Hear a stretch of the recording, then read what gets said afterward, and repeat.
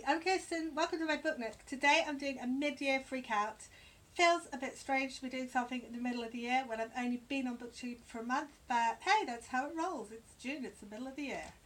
So I'm going to link the original down below. It's from Is That Chummy? And I'm going to get straight through it. So the first thing is the best book you've read so far, and I'm so glad to be able to talk about this because I read it before I was on BookTube, and it is Out of the Blue by Sophie Cameron. Now, Cameron is a Scottish writer. She's writing contemporary with a fantasy twist set in Scotland. This book follows Jaya, who has lost her mum. Her mum's died. She's lost her girlfriend. The girlfriend kind of just disappeared, and her life's a bit of a mess. But angels start falling from the sky out of the blue. And Jaya's dad decides that it would be a good idea to chase them. And he takes the family to Edinburgh, convinced that that's where the next angel is going to fall. And Jaya meets an angel, Jaya meets a delightful lady, there's romance, there's fantasy, there's brilliant family relationships between Jaya and her father and her sister. And it's just a cracking read. It's really brilliant. You will love it. Read it, please. And comment down below to tell me when you have, because it's just brilliant.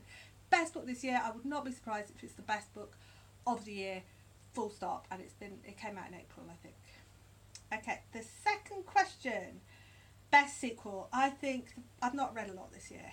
I had a hand injury at the beginning of the year, an operation. I couldn't really concentrate while I was waiting for the operation, so I read a lot of Sweet Valley High in the first couple of months, and that was basically all I read.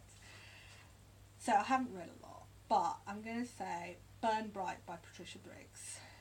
Briggs writes werewolf stories, and she's got this main character, Mercy Thompson, who's actually a coyote, not a wolf, but that's basically where she's coming from. They're really, really good. I'd highly recommend them. Burn Bright is from her sort of tie-in series, Alpha and Omega, which is purely about wolves. It's about Anna, who's an Omega wolf, which is not weak, but outside the hierarchy, and Charles, who is the Alpha.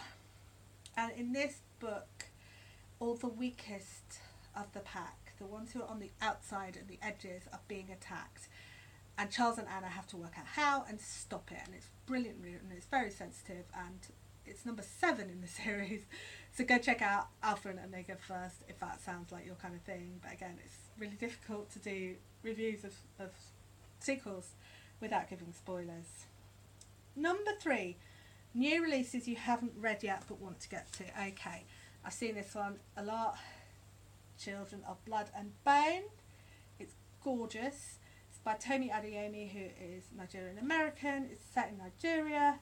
It's based on West African mythology. It's beautiful.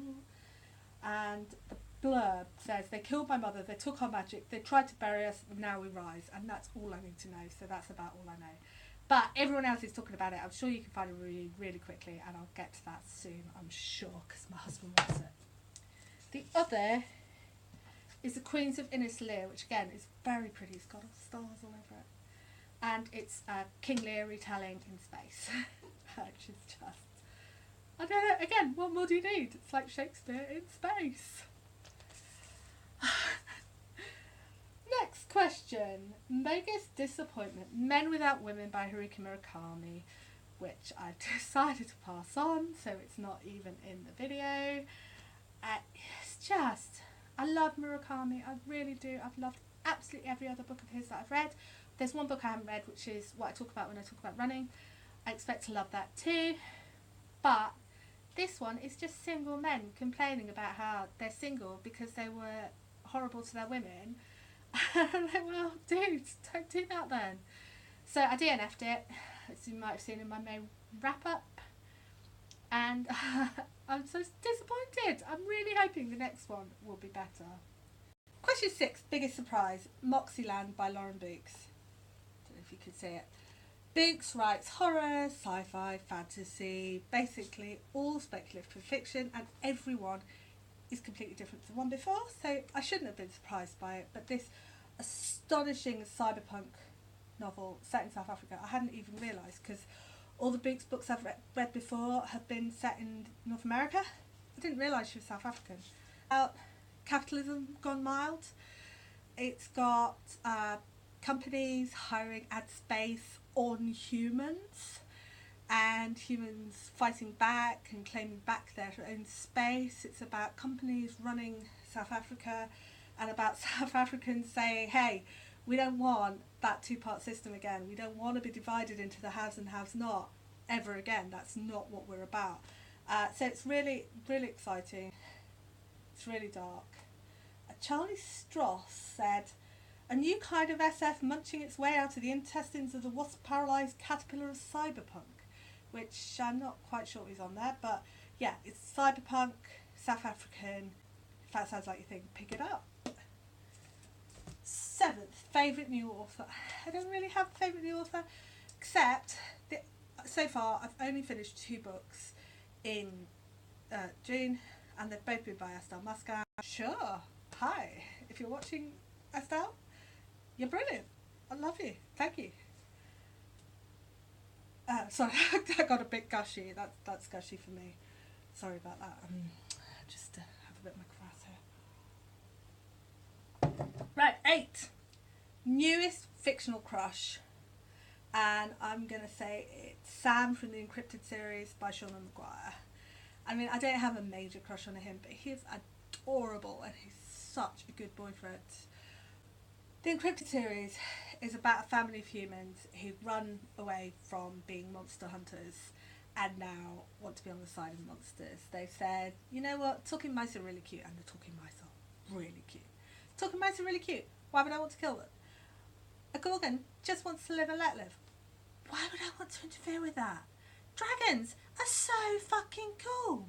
Why would I want to kill a dragon when I could be its friend? And the monster hunters don't like that. So there's this kind of 2-part system where you've got on the one hand the monster hunters, and on the one hand this family, the Price Healeys, and the monsters, and we're all pulling for the monsters. That's how it goes. And it's adorable. It's a wonderful series. I'd highly recommend you check it out. It's at high heels, and it just carries on in that vein. It reads like Buffy fanfic, actually. She even wears sushi pajamas just like Buffy's. It's amazing. If you like Buffy fanfic, then that goes in a completely non-Buffy way. This is a series for you. Discount Armageddon. It's a really fast read. I highly recommend it. The next question is... Oh wait, no, I was still talking about... I forgot what I was talking about. I was talking about fictional crushes. And while I'm talking about Sam, who is the boyfriend of the Ballroom Dancer's younger sister, and she's kind of a bit nervous about whether she wants to be his girlfriend or not, and he's like, do you love me? Yes. Do you want to be with me? Yes. Do you want to protect me? Yes. So go away. No, not happening. And he's got this super awesome grandmother who, again, like badass mother figures, is there and on their side, and they've got their back, and he's just great. He'll turn up with food when she needs it. He'll turn up with a big stick when he's got to chase someone away. He's just awesome, and he's quite handsome as well. And the other one is, she's really too young for me. I mean, yeah, Cheryl from Riverdale. My younger self is just reaching out and going, oh. Sorry, it's about high school students, and someone starts shooting them, and they have to work out who it is, and the sheriff he's lovely but incompetent, and there's a gay son who just wants to be like on the side of the law but also actually wants to get this guy caught, and whether they find out who did it, and there's gangs and drugs, and there's possibly a Sabrina the Teenage Witch tie-in maybe.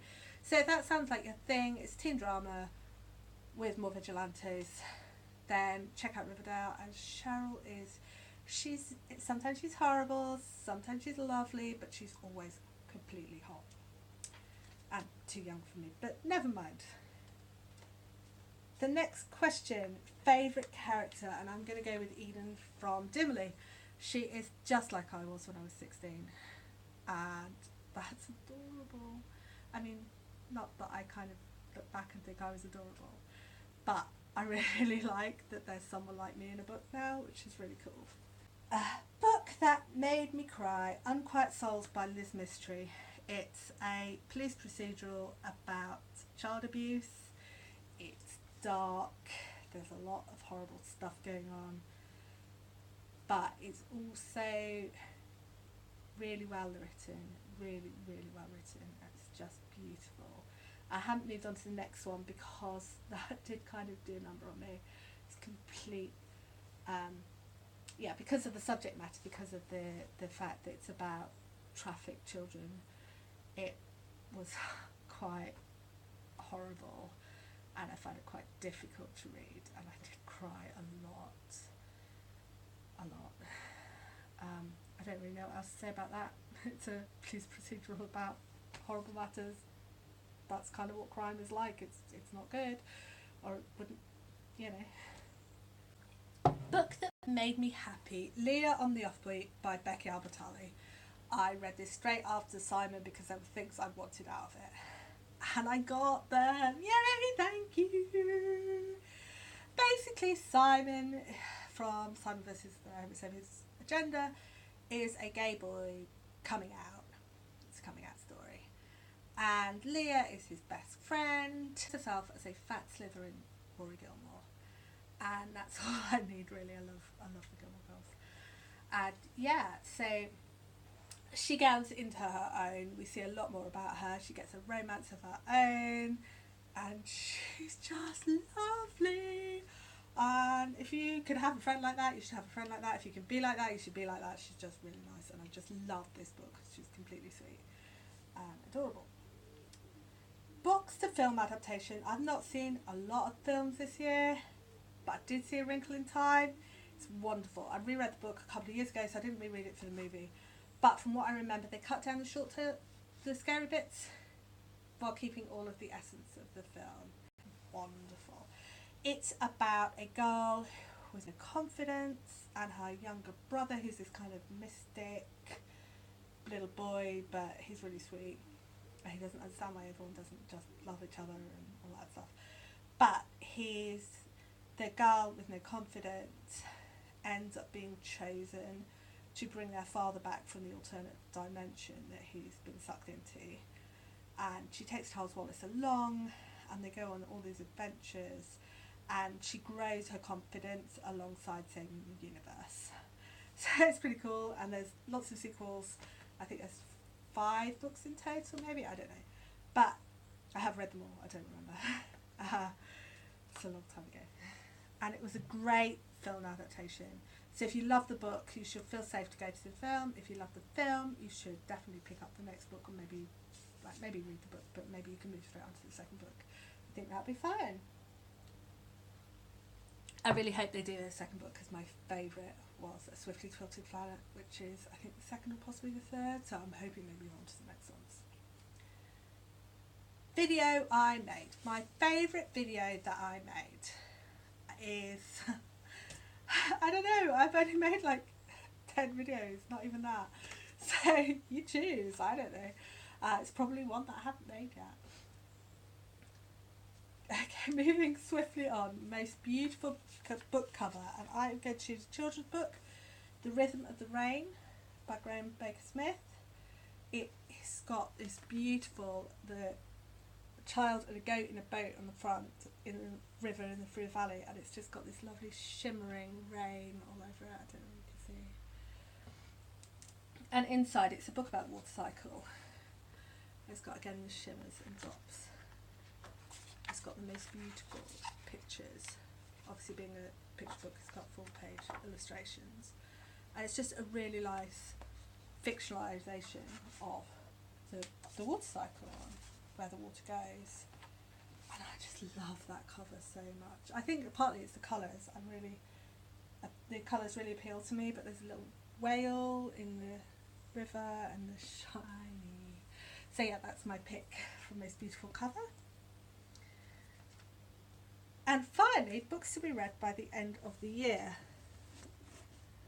I'm going to go with Elena Taylor's Strange the Dreamer.